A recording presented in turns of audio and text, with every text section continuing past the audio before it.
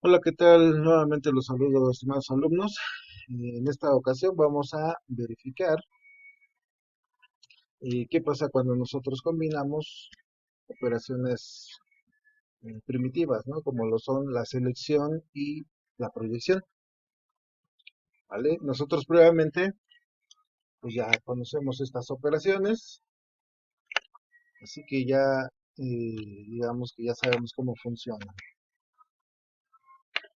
Bueno, entonces cuando nosotros combinamos la selección y la proyección, resulta que lo que nosotros tenemos que entender es que se lleva a cabo una identificación de tuplas que cumplen con ciertos criterios, con ciertas condiciones lógicas, pero que además están acotados sus atributos, es decir, las columnas que al final del día van a también a formar esa nueva tabla que es resultado de esta operación combinada entre selección y proyección. Y una vez que nosotros, por ejemplo, como lo podemos ver en la imagen, encontramos esas tuplas que cumplen las condiciones y que además identificamos cuáles son concretamente los atributos que se quieren, formen parte de nuestra tabla, bueno, el resultado de esa intersección entre tuplas y columnas, pues es en sí la tabla resultado.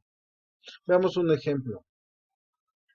Bueno, antes del ejemplo, veamos la sintaxis en cómo nosotros podemos combinar la selección y la proyección. Lo mismo pasa aquí que en otras materias donde respetamos la jerarquía de los operadores y como ustedes bien saben y si no lo recuerdan, pues se los comento, todas aquellas operaciones que están encerradas, enmarcadas en signos de agrupación, como en este caso lo son los paréntesis, son las que se realizan primero y posteriormente las operaciones que están en la parte exterior de estos signos de agrupamiento, ¿no? Entonces, si nosotros observamos dentro de la sintaxis, lo primero que vamos a realizar, pues va a ser la operación de selección, ¿vale? Recuerden que al final del día, el resultado de una operación de selección lo que nos arroja es una tabla, ¿no? Y digamos que el argumento que espera la operación de proyección, pues es una tabla. Entonces, aquí es donde digamos que aplicamos la lógica y pues se entiende, ¿no? Que el resultado de la selección es una tabla y esta tabla es argumento de la operación de proyección. Veamos ahora sí nuestro ejemplo. Dice, construir una lista de alumnos que muestra el nombre y semestre de los alumnos que estudian en el CONALEP Ecatepec.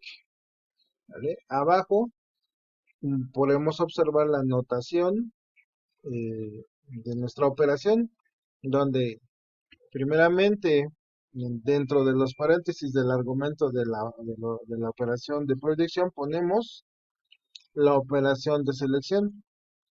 Y ya saben ustedes, ¿no? Como criterio de la operación de selección se tiene que poner una condición lógica. En este caso, que el atributo escuela sea igual a Conalep Ecatepec.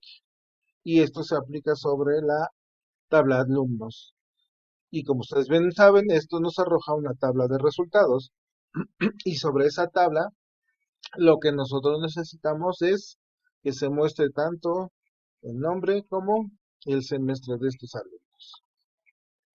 Veamos entonces ya sobre la tabla cómo lo podemos visualizar, ¿no? En la parte superior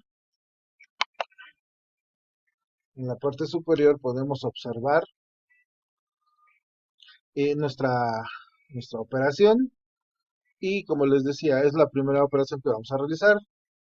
Entonces, primero sobre nuestra tabla alumnos vamos a identificar las tuplas que cumplen con que el atributo escuela es igual a Conalep Ecatepec.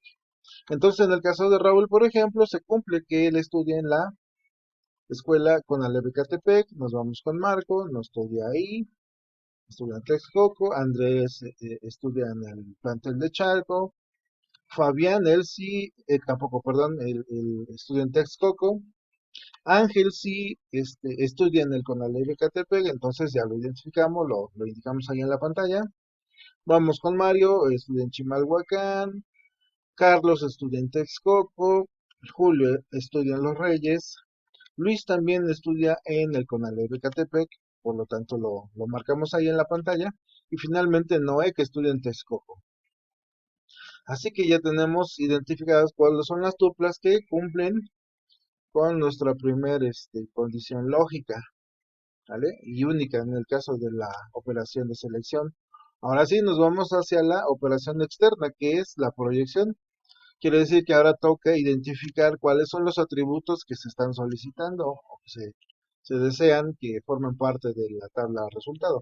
En este caso es el nombre y el semestre. Y voilà, ya tenemos ahora sí los elementos que conforman a nuestra tabla de resultado. Están ahí indicados en los recuadros rojos. Y finalmente, pues aquí tenemos, digamos que ya la tabla final. Antes de que terminemos este tema, me gustaría también que viéramos un ejemplo, una denotación, donde tenemos varias condiciones lógicas. Veamos, leamos el ejemplo. Dice, se requiere una lista de alumnos del CONALEP Texcoco que contengan el nombre, edad y semestre y que estén cursando el sexto semestre. ¿Sale? Aquí hay que entender que hay implícitamente dos condiciones a cumplir, ¿no? Una, que el alumno esté estudiando en el CONALEP Texcoco, y el otro es que sea de sexto semestre. Esas son las dos únicas condiciones lógicas. Por lo tanto, aquí dentro de los paréntesis de la operación proyección ponemos la operación selección, donde agregamos dos condiciones lógicas. Observen cómo están conectadas con un operador lógico, que es el operador AND, ¿no? Para que la tupla que se seleccione cumpla con estas condiciones, las dos deben de ser, perdón, el alumno debe cumplir estas dos condiciones para que sea considerado dentro de la tabla resultado, ¿vale? Y si nos apoyamos en el texto, pues aquí nos dice qué elementos, qué atributos son los que se desea que estén en nuestra tabla de resultado, como lo son el nombre, la edad y el semestre, y son los argumentos que tenemos en nuestra operación de proyección. Bueno, por el momento es todo, estimados alumnos, que tengan muy buen día.